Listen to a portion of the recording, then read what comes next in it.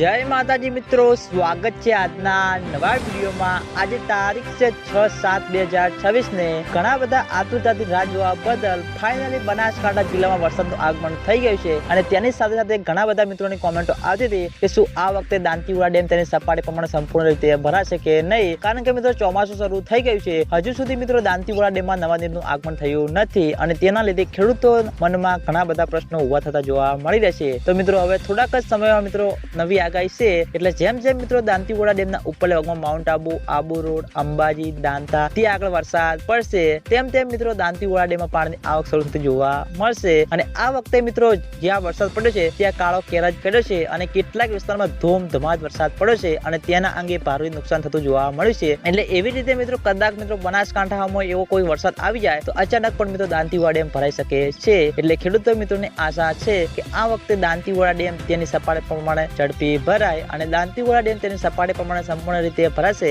તો આજુબાજુવાળા વિસ્તારમાં ઘણો બધો ફાયદો થતો જોવા મળશે। અને આજના વિડીયોમાં આટલું હતું। તમે બધા અમારી ચેનલ ઉપર નવા હોય તો વિડીયોને લાઈક કરી દેજો, કોમેન્ટ કરી દેજો અને ચેનલને સબસ્ક્રાઇબ પણ કરી દેજો, જેથી કરીને અમે દાંતીવાડા ડેમના અવનવા વિડીયો લઈને આવીએ તો સૌથી પહેલા તમને ખબર પડી જાય। તો મિત્રો જય માતાજી।